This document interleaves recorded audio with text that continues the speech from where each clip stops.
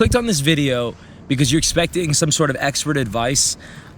I don't think this video is right for you because I'll be completely honest, I don't have this figured out, but I want to share with you some ideas that I have been working for me and that honestly I'm still working on, and I'm hoping that some of these ideas can spark some ideas in your mind and get you on the path to being able to pursue multiple things effectively. So again, I'm not an expert. You can think of me just as like your friend who is just sharing some ideas of his that might or might not help you. So all right, with that disclaimer out of the way, I feel like that's very necessary. Let's get into it. So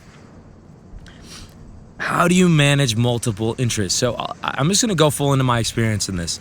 So I have a shit ton of interests. A ton. I want to do so much. I love to learn. I want to learn so many things on this planet. I want to learn multiple languages. I want to learn how to play multiple songs on multiple instruments.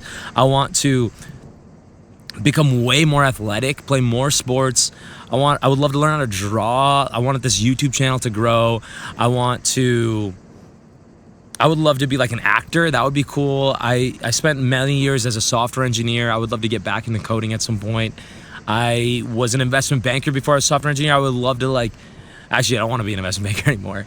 No, I don't want to do that anymore. But I do like finance, especially I like personal finance a lot. I would love to take some sort of like personal finance course or like learn more in that. I feel like the more financial literacy you get, the easier it is for you to become wealthy. At least that's what I learned in Rich Dad Poor Dad. Like your wealth generating ability is how much financial literacy you have.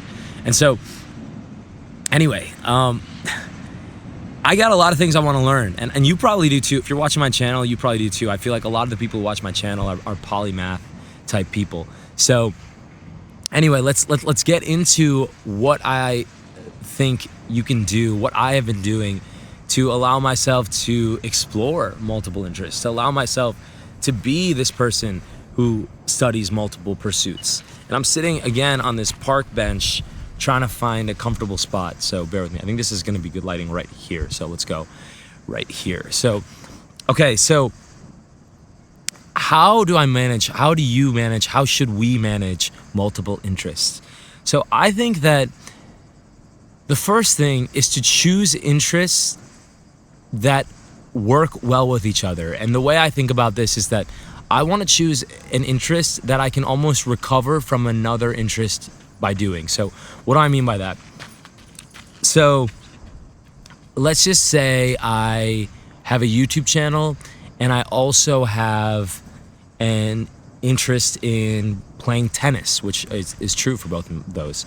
So I could play a bunch of tennis, and then if I have a YouTube channel, that's like another interest. You know, I can only play tennis for what, a couple hours a day, or maybe like an hour a few days a week. Nowadays, in my early 30s, if I play a couple hours a day, I'd probably get injured. But actually, that's a limiting belief. That's a limiting belief because there are people who do it. But let's just say I play tennis for a couple hours a day. I can be resting, recovering, giving my body recovery time while shooting YouTube videos, while editing YouTube videos. Similarly, if another interest of mine is guitar, and I'm like playing guitar at home, and then I need to get out of the house, I can recover from being in the house all day by being in a park like I am right now and shooting YouTube videos. So thinking about like what type of recovery do you need from each activity? So for example, from a very physical activity, the recovery that I usually need is to be able to like sit down and rest and drink like a lot of fluids and eat some good protein. And I can be doing an activity while I actually don't like to eat while doing work, but while drinking fluids, I like to work. So I can recover from playing tennis by editing videos. Similarly, if I spend a lot of time indoors on a screen, I need to recover from that by being outdoors. So I can recover from a bunch of video editing by shooting videos outside. That's still the same hobby, but that's still the same pursuit, but you get the point. Like maybe another pursuit is learning Spanish like it is for me. I can recover, this is fly bothering me. I can recover from, but I'm recording this video all in one take, so we gotta keep going. I can recover from video editing in person. I can recover from maybe writing code over a screen, hunched over a screen. I can recover from that by maybe being in an in-person Spanish meetup group where I interact with a bunch of people and I'm talking to them in Spanish. Oh my gosh, this fly, dude. This freaking fly. I like bugs, dude. You don't want to, I'm on your side. I'm like one of those few people who like bugs, and you're pissing me off. All right, so yeah, you can chill on my leg. That's fine. Okay, so if I have a need for social, right? So if one of my hobbies might be, I don't even like calling them hobbies. One of my pursuits, because hobby to me makes it seem like you're not that deep. You're not in that deep. One of my pursuits might be editing YouTube videos or playing my guitar or learning a song at home. And I might need to recover from that by having some extroverted social time. So maybe I could pursue learning Spanish by going to a Spanish meetup group and talking in Spanish out and about. So this is the first concept, and I gave some examples, but like you'll have to experiment and see what works for you. But this idea that you got to figure out a mix of pursuits that you can recover, you can use to recover from one another. So I think I made that point clear. The second thing is that realize that if you're not putting enough time into a pursuit to see progress, you should shelf it. Because I have had this problem many times where I've been trying to pursue too many things at once, and I don't see progress in anything, or I don't see progress in something, and it gets really frustrating and I stop looking forward to it. If that happens to you, I recommend shelving that and taking that extra time to put into your other interests, or just put it into relaxing so that you have more bandwidth for the other things. So this once happened to me. I was trying to do too many things. I was trying to learn karate. I was trying to write songs. I was taking personal training classes, fitness classes.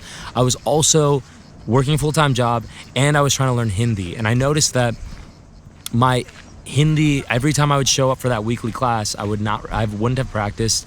My teacher was really frustrated because I wasn't making progress. I was frustrated because like 2 months went by and I still was learning a lot of the same stuff that we did on day one. And so I had to shelve it. And it was a hard thing for me to do because I felt like I was giving up, but I wasn't giving up. You know, I really wasn't giving up. I planned to revisit that one. So I shelved it.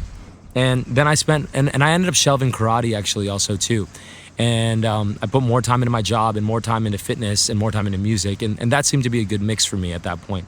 So I just want to call it that second one, is that if you don't see progress in something, you're probably not putting enough time into it.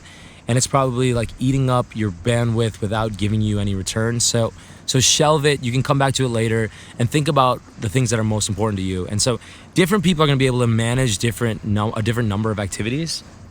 But I think, yeah, each person is different. So anyway, so to recap, the first thing is to choose activities that complement each other well.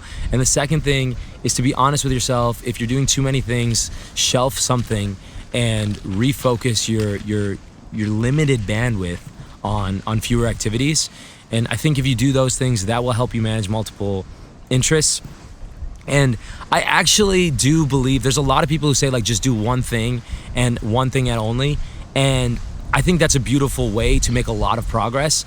But I also think that there's this this concept of cross-training attention. So I think that if you spend 2 hours playing tennis and then you recover by video editing, you are cross-training discipline, cross-training your ability to work hard, cross-training your ability to concentrate. All these things you're cross-training, and I think sometimes playing tennis really for a couple hours might make you edit videos better because you're like more relaxed and your body's worked and you're not so antsy when you're sitting down editing videos. So I do think that there is benefit in pursuing multiple pursuits. So I don't think that you have to only do one thing to make progress.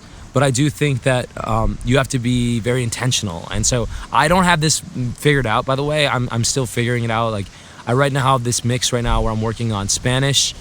I'm in Madrid right now working on Spanish, working on YouTube, working on music. And those are the three things that I'm rotating. And I'm trying to figure out some way to make some sort of income also. So I don't know. So I'm going to probably have like these 4 things that I'm rotating around. But anyway, I thought I'd share this video. I hope it helps somebody. And I will talk to y'all in the next one. Like and subscribe if you like this content. And if you didn't, I appreciate you watching anyways. And I think it's actually anyway, not anyways. I appreciate you watching anyway. And I'll talk to y'all in the next one.